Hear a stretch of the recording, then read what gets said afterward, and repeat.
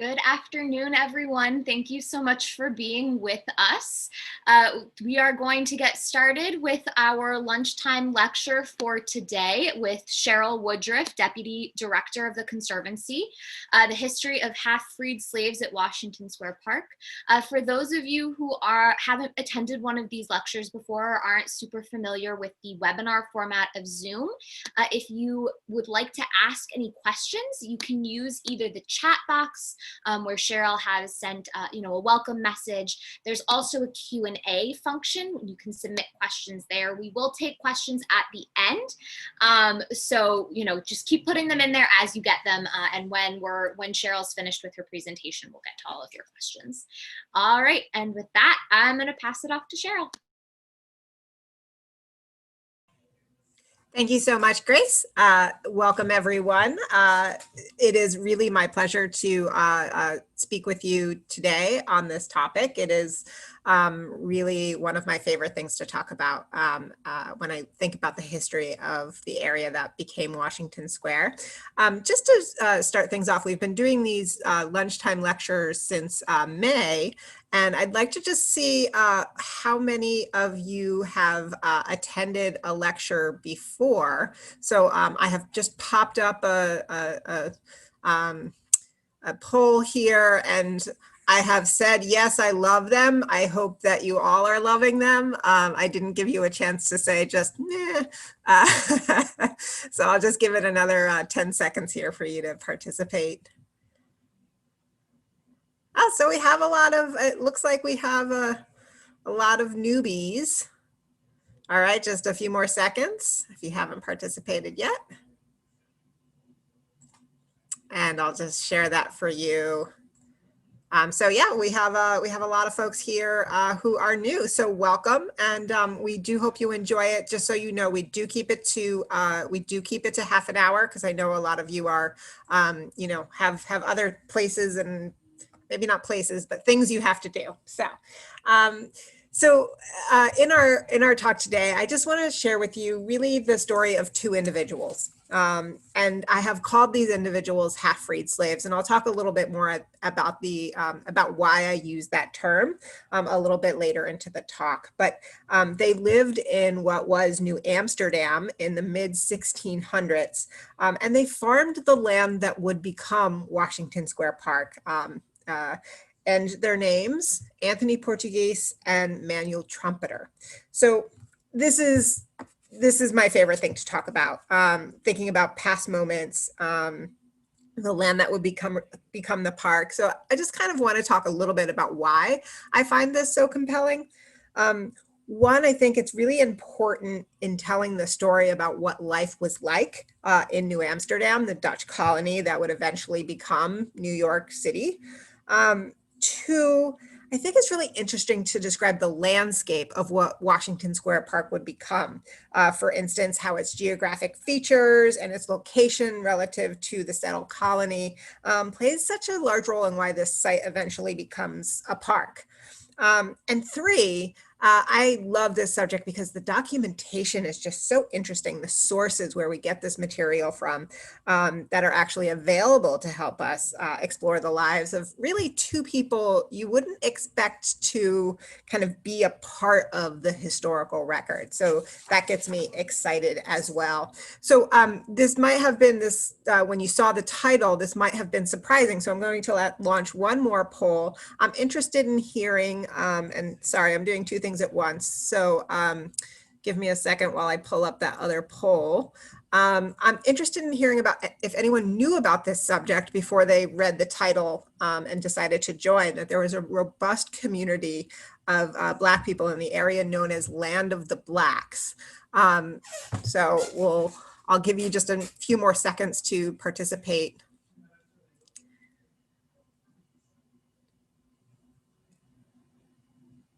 And if you haven't yet, 2 more seconds. All right, so I'm going to end the polling, and I'll share the results so you can see this. So this is a new topic for most people here today. So I hope it is elucidate. I hope you learn something. So who are, let me just get rid of that. Okay, so who are Anthony Portuguese and Manuel Trumpeter? So when New York was first settled as New Amsterdam in 1626 by the Dutch West India Company, Black slaves really played a large role in the life of the company and what became the colony. And the company owned some 70 slaves. So these weren't individually owned. There were individuals who lived in the colony who had their own private slaves, but these were company-owned slaves that we're going to be talking about today. Slavery in New Amsterdam, particularly thinking about these folks who are company-owned, it looked a lot different. Their service looked a lot, I shouldn't say service, their servitude looked a lot different than what we kind of think of with slavery in the United States, both when New York was a slave-owning state, and then also when we think about the kind of antebellum South plantation life. We know a lot about what it was like for these individuals just because of records surviving from the colony, so the Dutch colony, also the city. So as New Amsterdam changed to New York, and then also the church. So the church kept a lot of records as well. So I particularly like. Oh, nope, slides aren't going to move that way. Got to move it a different way. There we go. I particularly like this article by scholar Peter R. Christoph, and this article that he wrote, The Freedmen of New Amsterdam. It really kind of uses a lot of great sources to kind of show us really what it was like to, what life was like for slaves, and then freed, what I term half-freed slaves in the colony during Dutch rule. And here, if you look on the right-hand side at of the column in the second sentence, we really get our first view of Anthony Portuguese, one of the half-freed farmers who works the land on what would become Washington Square Park. He is suing a white merchant because of injury to his hog. So what does this tell us? Okay, it tells us, for one, he owns property. And this is before he gets his half-freed status. So as a slave, he is allowed to sue in court, and he's suing a white merchant. So a lot of times we think about like race in our concept of slavery, and this is new to us. This kind of liberty he had to do this. The primary documents that this article references also confirmed for us that slaves can marry, they can inherit property, they can even be paid for work outside of company time, and interestingly, they can be baptized. And quite against all expectations for what we think about for slavery in the United States, they were even given weapons in the colony's fight against the natives. Those would be the Lenape Native Americans who lived and farmed and used the land before Western Western colonization.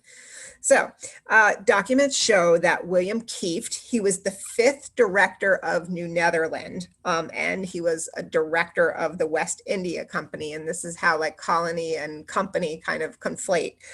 He began granting freedom to slaves in the early to mid 1640s. And along with this freedom, the slaves were given plots of land to farm and really enough land to feed themselves and their families. Thanks to a writer named Stokes and his iconography, I always say that word right, iconography of Manhattan Island, we have access that show us maps to what those land grants look like. So first, let's look at, and it's a little hard to see, so I'm going to give you some slides that kind of show a little bit clearer. So let's look at first, so Washington Square Park as we know it today. So there is Washington Square Park outlined in green. And then let's start with Manuel Trumpeter. Manuel Trumpeter receives his freedom and a land grant in 1643. And you can see that's his land. And you can see it crosses over that northeast section of the park. And I'll just pull out for you just the land itself. So you can see this is quite large. The acreage is quite large. It's enough to, you know, actually to actually raise enough food. And then let's move on to Anthony Portuguese. You can see his farm borders. His farm borders Mr. Trumpeter's and is really a large portion of the park. And I just want to point out to you the part of the farm that is his. Excuse me, my blue box is not exact. I'm not that good of a graphic designer, but you can see that a large portion of the southern area, both east and west, is this land grant, and the western boundary, you can see that is what we know as Moneta Stream. So I'm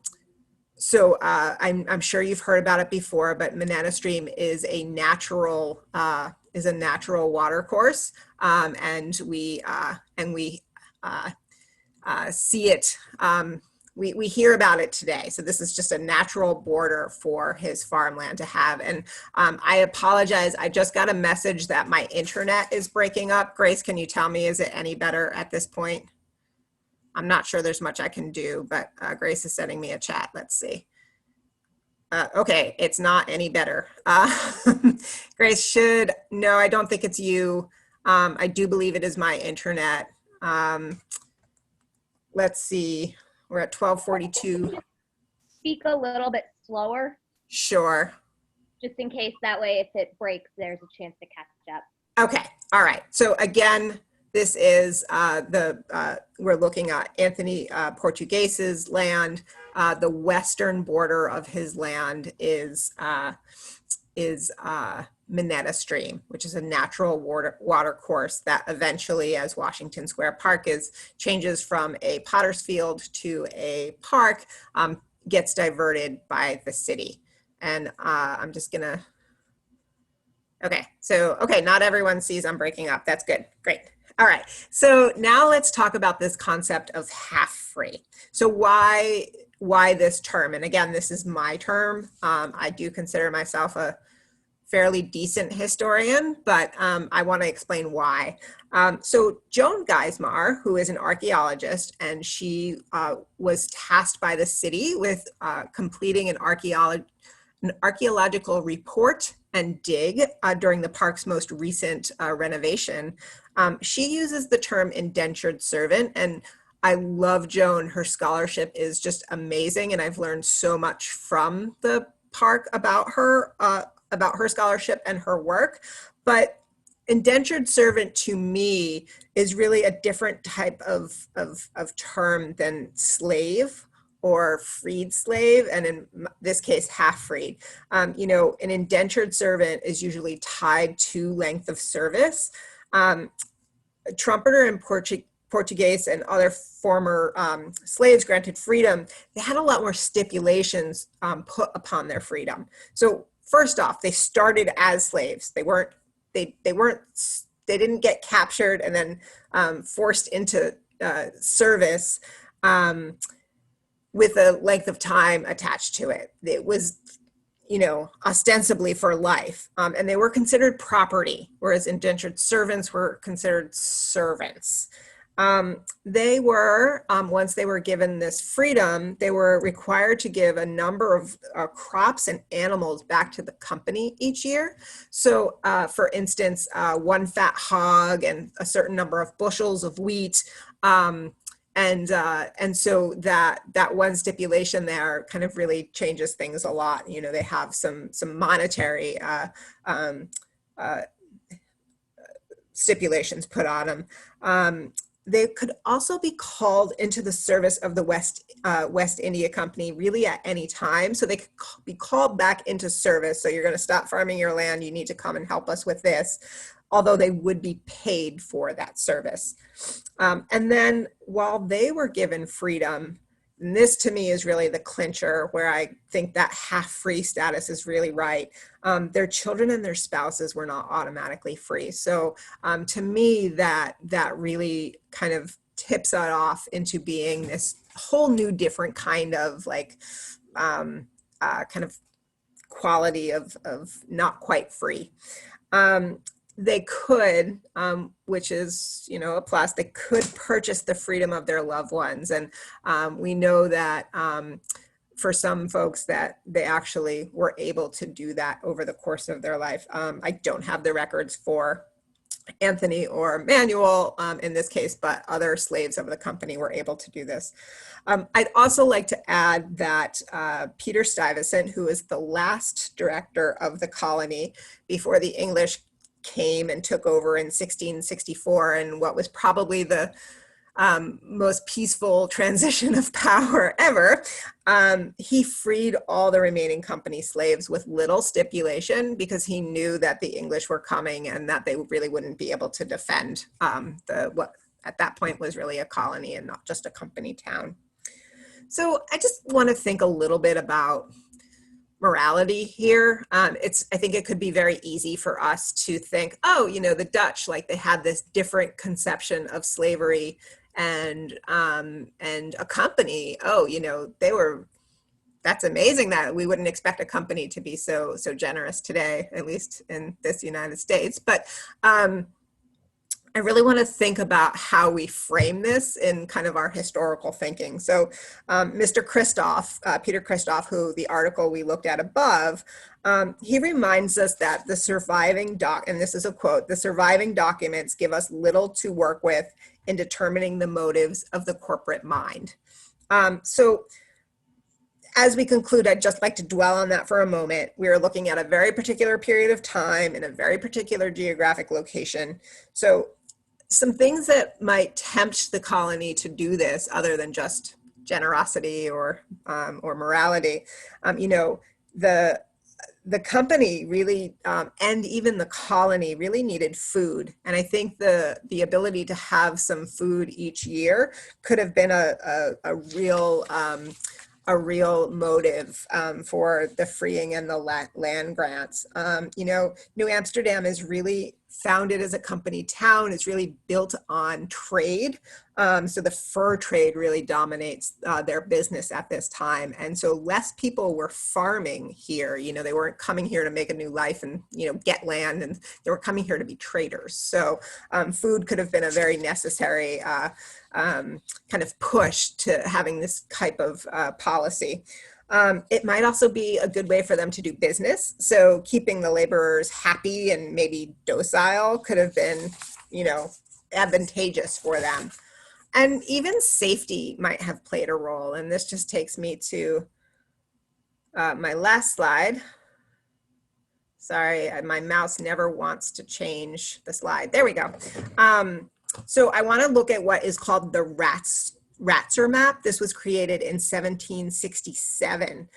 It was created by a man named Bernard Ratzer, and it's he creates it leading up to the Revolutionary War. So it is after the time period we're looking at, but it does kind of show the growing city, which you can see at the tip of Manhattan, and kind of give us a visual clue of how far what is now Washington Square Park and the farms of Trumpeter and Portuguese are from the city proper. So when this map was created in 1767, you can see that blue dot, that blue star in the middle. And at this point, the city reaches up to what is now Chambers Street. But really in the 1640s, when the land grants are given, the city is really the walled city where Wall Street is today. And that's approximately, not exact, but where the purple star is. And then the land grants are in the area of Washington Square Park, which is the orange star that you see. And please, this is not exact. Again, I'm not a good designer and it's really hard to kind of try and see borders, but I'm just a general approximation of where things are. I want to point out, you can see the road that extends on the right side of these stars that goes north past Washington Square today, the orange, and that is Bowery. And that was developed from Bowery. The Bowery was developed from a native trail. And so I just like to point this out because during the 1630s and even into the 1640s, Director General Kieft really engaged in heavy fighting with the Algonquin and the Lenape during his time as a director. And so that proximity of this area to a native thoroughfare, I think makes those land grants and where they were a little bit interesting as well. Stuyvesant's farm or bowery was to the north and east of the land grant. So, where St. Mark's Church in the Bowery is today, and north, like to Stuyvesant town area. So I also want to point out that in the 1640s, there was a lot of change in the governing structure of the colony itself. So the Netherlands government got more involved. The company lost its exclusive lease on fur trading, and new settlers were coming in. So there's also, some changing dynamics within like this weird mix of company versus colony. So this is really kind of also when New Amsterdam is becoming a company town to a colony. It could be that Kieft thought that maybe, freeing or half freeing slaves of the company, he might wind up kind of getting some good allies. This is all speculation. This is all me thinking about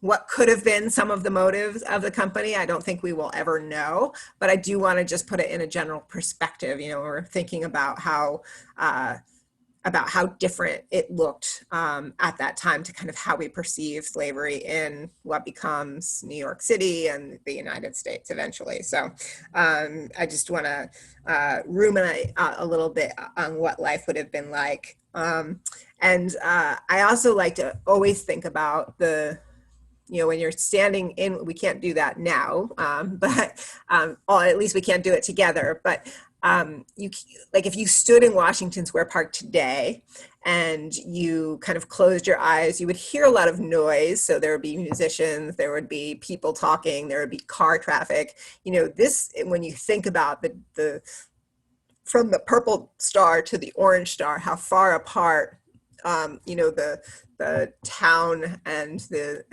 land grants were. This was a very wild place. It was a very distant place, with Moneta Stream right there. There were a lot of animals and the like. And so it's really interesting to imagine what farming there would have looked like. And this really is like the beginning of this idea of the land of the Blacks. And as time went on, and there were I'm just pointing out the land grants that were on parkland proper. There were a number of land grants. Remember, there were up to 70 company slaves. So there were a number of land grants that were happening kind of south between the blue star and the orange star. There were a lot of land grants there. So that concludes my formal presentation. And I have left a few minutes for questions. So let me just pop in and see if we have had any questions. We have not had any questions. How is my internet on? It was good. It cleared up pretty much right after I told you it was problematic. I'm still not convinced it wasn't on my end. No, because I got a message, when it pops up, Zoom says your internet is unstable. So, the Conservancy usually from beginning like April or May, we start monthly walking tours in the park. We weren't able to do that particularly during the pause.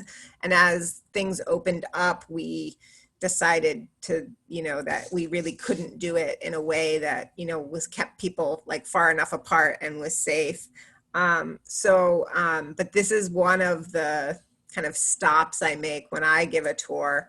And to me, it's just, people just are like, what? Like, you just have no clue that this is something that was part of the history of this space. And I really feel like it's unfortunate just because to me, it's just so fascinating. So I think it may have to do with the fact that there is so much history about the park.